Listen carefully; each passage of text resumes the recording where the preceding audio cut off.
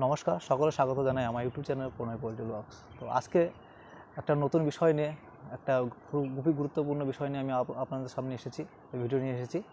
এবং যারা আমার পিছনে যে মুভিটা দেখছেন তার বয়স হচ্ছে 18 দিন। এবং গরমকালে কীরকম পরিচর্যা করছি না করছি, এবং তার এই অতিরিক্ত গরমে আমাদের পোলট্রি সেক্টরে প্রচণ্ড একটা হিমশিমের ব্যাপার চলে এসছে এবং খুব একটা অনেক সমস্যার মধ্যে চলছে। আমরা প্রত্যেকটি খামারে সবাই জানেন এখানে হিট স্ট্রোক এবং গরমের নানান রকম সমস্যা, এতে মর্টালিটি বাড়ছে এবং এক্ষেত্রে আমাদের এফসিআর এবং কস্টিংয়ের সাথে আর প্রফিটের উপর একটা খুবই প্রভাব পড়ছে।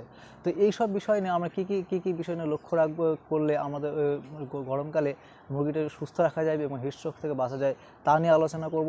এবং তার আগে যারা চ্যানেলটি নতুন তারা চ্যানেলটি সাবস্ক্রাইব করে রাখবেন, লাইক করবেন এবং যতটুকু কোনো উপকার পেয়ে থাকেন অবশ্যই শেয়ার করবেন।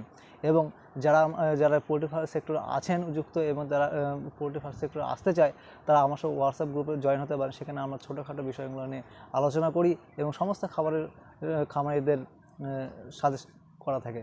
তো চলুন ভিডিওটা শুরু করা যাক। প্রচণ্ড গরমে অতিষ্ঠ জনজীবন।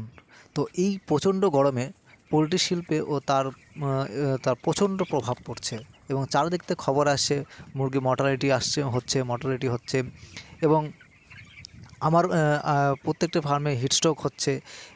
পার্শ্ববর্তী প্রচণ্ড গরমে মুরগি হিটস্ট্রোক করছে, যার ফলে সকল ফার্মারিরা সমস্যার মধ্যে পড়েছে এবং যে তাদের একটা নির্দিষ্ট প্রফিট, সেই প্রফিটের থেকে তারা হাতছাড়া করছে। এই গরমে এমন কিছু বিষয়গুলো লক্ষ্য রাখতে হবে যে বিষয়গুলির মাধ্যমে আমরা এই গরমের পরিচর্যাটাকে ভালো রাখতে পারি এবং হিটস্ট্রোক থেকে মুরগিগুলোকে বাঁচাতে পারি। এইসব বিষয়গুলিকে আমাদের লক্ষ্য রাখতে হবে। তো গরমকালে খাবার দেওয়ার নিয়ম, এটা হচ্ছে খুব একটা গুরুত্বপূর্ণ বিষয়। কারণ খাবার দেওয়ার পরে আমাদের লক্ষ্য রাখতে হবে সকাল 10টা থেকে বিকেল 5টা অবধি কোনো রকম আমরা খাবার দেবো না, বা খাবারের ফিডারগুলো আমরা তুলে নেব। এতে মুরগি যাতে কোনো রকমভাবে খাবার খেতে না পারে, তাতে মুরগি খাবার খেলে, পেট ভরে খাবার খেলে এবং সেই তুষে যদি শুয়ে থাকে এবং সেখানকার যে তুষের গরম, সেই গরম মুরগির শরীরে প্রবেশ করবে, এতে মুরগির হিটস্ট্রোকের সম্ভাবনাটা বেড়ে যায়। সেক্ষেত্রে আমরা অতিরিক্ত গরমে আমরা খাবারটা তুলে নেব এবং এবং 5টার পর, মানে বিকেল 5টার পর আবার সেই স্বাভাবিক নিয়মেই আমরা খাবারটা দেবো এবং প্রচণ্ড গরম হলে যে খাবারের সাথে অল্প জল মিশিয়ে আমরা সেটাকে খাবারটা দিতে পারি এবং খাবার যাতে কোনো রকমভাবে ফিডের মধ্যে অতিরিক্ত খাবার যাতে না থাকে সেদিকে লক্ষ্য রাখতে হবে। এর পরবর্তী বিষয়টা হচ্ছে পানীয় জলের ব্যবস্থা। তো মুরগি যেই জলটা খাবে সেই জলটা আমার সম্পূর্ণভাবে শুদ্ধ এবং ঘন ঘন জলটা আমার চেঞ্জ করে দিতে হবে, যাতে মুরগি যাতে ঠান্ডা জলটা সব সময় পায়। কারণ জল হচ্ছে সারাদিন সেই 10টার পর থেকে এবার মুরগির জল বেশি ইনটেক করবে, সেক্ষেত্রে আমাদের জলটা বেশি পরিষ্কার করে দেওয়া উচিত। এবং জলের ট্যাঙ্কি, যে জলের ট্যাঙ্কিটা থাকবে সেই জলের ট্যাঙ্কিতে ঘন ঘন জল পরিবর্তন করে দিতে হবে, যাতে ট্যাঙ্কির জলটা গরম না হয়। এবং ট্যাঙ্কির জলের যে ট্যাঙ্কির চারপাশটায় আমরা অনেকভাবে যেমন বস্তা দিয়ে বা চটের বস্তা দিয়ে আমরা মুড়ে দিতে পারি, যাতে জলটা যাতে হিট না পায় জলটা।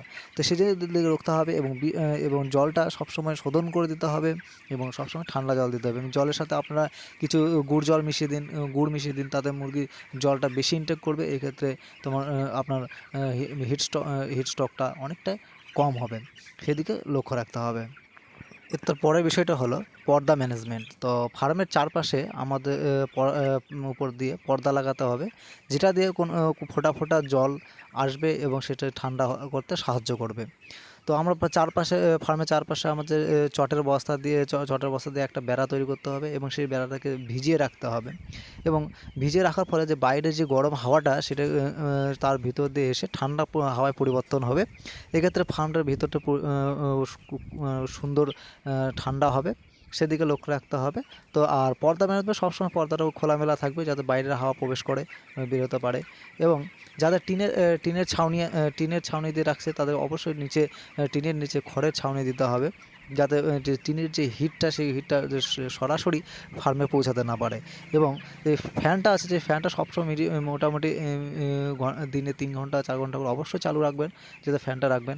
তাছাড়াও আরও একটা ফ্যানের ব্যবস্থা হচ্ছে, যে আরেকটা আপনার হচ্ছে ফার্মে অ্যাডজাস্ট ফ্যান বা বড় স্ট্যান্ড ফ্যান লাগাতে হবে, যাতে যে ভিতরে যে গ্যাসটা আছে, গরম গ্যাসটা, সেটা যাতে বের করে দেয়, সেদিকে লক্ষ্য রাখতে হবে। আমাদের কোনো উপায় আমাদের ফার্মের ভিতরটা অন্তত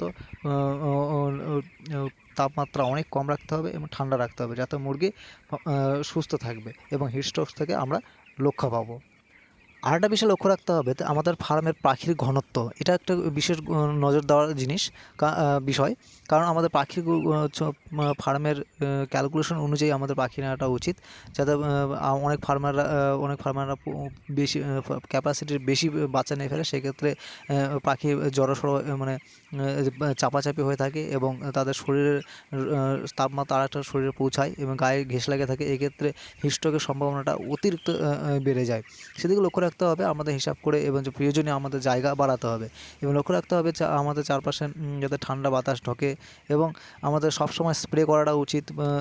ঠান্ডা জলের স্প্রে হোক বা যেইভাবে স্প্রে করতে হবে, কুয়াশার মতো আমাদের যাতে মুরগির গায়ে সেই জলটা পড়ে এবং মুরগি অনেকটাই ঠান্ডা বোধ করবে, সেদিকে লক্ষ্য রাখতে হবে। তো এই সব বিষয়গুলি আমাদের লক্ষ্য রাখলে আমাদের পরবর্তী যে চালানটি উঠবে, সেই চালানটি অবশ্যই সুস্থ হবে এবং মুরগিগুলো সুস্থ থাকবে এবং একটা ভালো প্রফিটের সম্ভাবনা থাকে। কারণ এই সময় মুরগির প্রচণ্ড হিটস্ট্রোক হয়, যাতে মুরগির মর্টালিটি হয়। তো এইসব বিষয়গুলো লক্ষ্য রাখবেন এবং আপনারা সকল চাইছে সজাগ হবেন, সতর্ক থাকবেন এবং পরিচর্যাগুলো করুন।